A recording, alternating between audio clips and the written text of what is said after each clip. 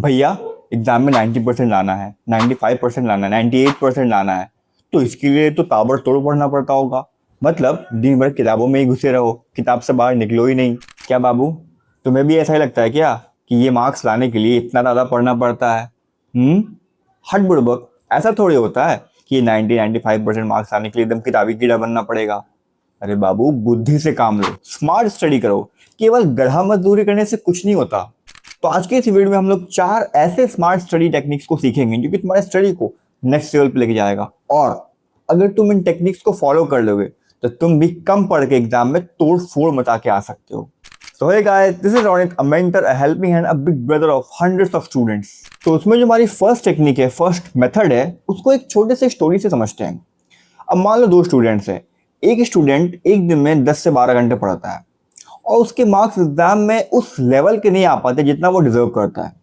और वही दूसरा स्टूडेंट है जो 5 से 6 घंटे महज पढ़ता है एक दिन में, बट उसके मार्क्स कंपैरेटिवली फर्स्ट वाले स्टूडेंट से काफी बेटर आते हैं। ठीक है, तो मेरा आपसे ये सवाल है कि अगर आपसे ये पूछा जाए कि इन दोनों बंदों में, दोनों स्टूडेंट में मेहनत कौन ज्यादा करता है, तो आप बोलोगे यार पहला वाला बंदा, पहला वाला स्टूडेंट। ठीक है, अगर मैं आपसे ये पूछूं कि इन दोनों बंदों में स्मार्ट स्टडी कौन कर रहा है, तो आप बोलोगे सर दूसरा वाला बंदा। ठीक है, तो इस बात से, इस स्टोरी से हमें क्या समझ में आया? इस स्टोरी से हमने हमने ये सीखा कि कभी भी आपका सक्सेस या आपके मार्क्स घंटों से डिसाइड नहीं होता कि आप कितने घंटे पढ़ रहे हो। हमेशा उस बात से डिसाइड होता है कि आप उस घंटे में क्या क्या पढ़ रहे हो, कितना पढ़ रहे हो, है कि नहीं? और यही है हमारा फर्स्ट पॉइंट कि don't major your study with number of hours. क्या मतलब हुआ इसका? इसका मतलब ये हुआ कि कभी भी अपने पढ़ाई को घंटों से मत नापो कि मैंने आज दिन में इतने घंटे पढ़ा, 8 घंटे पढ़ा, 10 घंटे पढ़ा ना। आप खुद इस बात से पूछो, अपने आप से पूछो, क्या आपने जो 8 घंटा पढ़ा, क्या वो एग्जैक्टली आपने 8 घंटा इफेक्टिवली पढ़ा, या उस 8 घंटे में आपने थोड़ा देर फोन चला लिया, थोड़ा देर कहीं घूमने चले गए, कहीं वॉशरूम चले गए, कहीं कुछ कर लिया, कभी कुछ कर लिया, कभी कुछ। तो वो 8 घंटे में आपका इफेक्टिव स्टडी कितना हुआ? 2-3 घंटा। तो अगर वही आप 2-3 घंटे इफेक्टिवली स्टडी करोगे तो वो ना आपके लिए बेनिफिशियल होगा, बजाय कि आप 8 घंटे बस बैठ रहे हो। कहने को तो आप 8 घंटे बैठ रहे हो, लेकिन क्या आपने उस 8 घंटे में पूरा पढ़ाई करी? ना, आपने केवल 2-3 घंटे पढ़ाई करी। तो यही होता है स्मार्ट स्टडी का टेक्निक।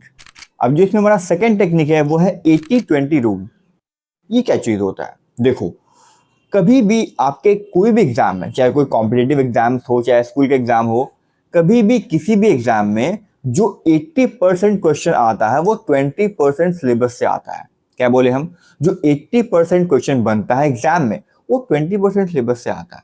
तो मतलब पहले हमें उन 20% सिलेबस को कंप्लीट करना है। मतलब वो इंपॉर्टेंट टॉपिक्स हुए, और इंपॉर्टेंट टॉपिक को आपको प्रायोरिटी देना है पहले।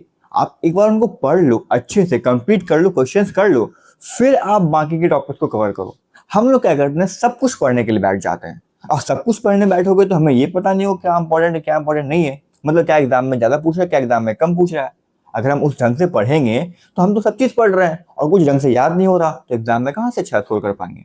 लेकिन अगर हम इस रूल को फॉलो करते, 80-20 रूल को फॉलो करते, तो उससे हमें ये समझ में आता है कि हम इंपॉर्टेंट टॉपिक्स को पहले कवर करेंगे। जब हम उसको कवर कर लिए तो उससे जो क्वेश्चन आएगा, जो कि उससे ही क्वेश्चन आता है मेजर क्वेश्चन, वो तो सॉल्व हो जाएगा। उसके अलावा जो टॉपिक बच रहा है, टाइम है तो करो, नहीं है तो छोड़ दो। अब आते हैं थर्ड टेक्निक पे, जो है मेरा एक्टिव रिकॉल। ये क्या होता है? देखो ध्यान से सुनो इस चीज को। जब भी आप कोई चीज पढ़ते हो, कोई चीज सीखते हो, समझते हो, तो आप क्या करो, एक बार जब उस चीज को पढ़ लिए, सीख लिए, समझ लिए, फिर आपको क्या करना है, किताब को बंद कर देना है, नोटबुक को बंद कर देना है। फिर क्या करना है, खुद से रिकॉल करना है जो आपने पढ़ा। आप आंखें बंद करो और उसको रिकॉल करो। ऐसा फील करो कि आप किसी को समझा रहे हो, और आप ये चीज चेक करो, क्या आप वो समझाने में सक्षम हो पाए, क्या आप वो चीज किसी को समझा पा रहे हो। अगर आपने वो किसी को समझा दिया, इसका मतलब है कि आप वो चीज बहुत अच्छे से सीख गए हो। लेकिन आपको ऐसा लग रहा है कि आपने बस पढ़ लिया, आपको ऐसा लग रहा है कि हाँ हमने पढ़ लिया, हमें याद हो गया सब चीज। लेकिन जब आप किताब को बंद करोगे और ऐसा फील करोगे कि हम किसी को समझा रहे हैं, और उस समय अगर आप किसी को नहीं समझा पाते हो, तो इसका एक साफ मात्र मतलब है कि आपने वो टॉपिक अच्छे से नहीं पढ़ा है, आपको वो टॉपिक अच्छे से नहीं आता है। अगर आता होता तो आप उसको समझा पाते। अगर आप नहीं समझा पा रहे हो तो इसका साफ यही मतलब है कि आपने वो टॉपिक अच्छे से नहीं पढ़ा है। लेकिन आपको ऐसा लग रहा है कि हमने पढ़ लिया, तो इसको एक्टिव रिकॉल कहते हैं। जो पढ़ना है, जो पढ़ोगे उसको पढ़ लिए एक बार, किताब बंद कर दो, आंखें बंद करके फील करो कि हम किसी को समझा रहे हैं। ठीक है, समझ में आ गई ये भी चीज। अब जो फोर्थ और लास्ट टेक्निक है वो है रिविजन। बहुत ही इंपॉर्टेंट चीज है ये। हम लोग क्या करते हैं, कोई भी चैप्टर स्टार्ट किए पढ़ना, तो स्टार्टिंग में वो चैप्टर पढ़ने में बहुत मजा आता है, सबको आता है, हमें भी आता है, आपको भी आता होगा। लेकिन जब वो चैप्टर थोड़ा सा खत्म हो जाता है, आधा से ज्यादा खत्म हो जाता है, फिर वो चैप्टर बोरिंग हो जाता है। फिर मेरे मन में क्या आता है कि यार नेक्स्ट चैप्टर जब शुरू होगा तो हम पढ़ेंगे।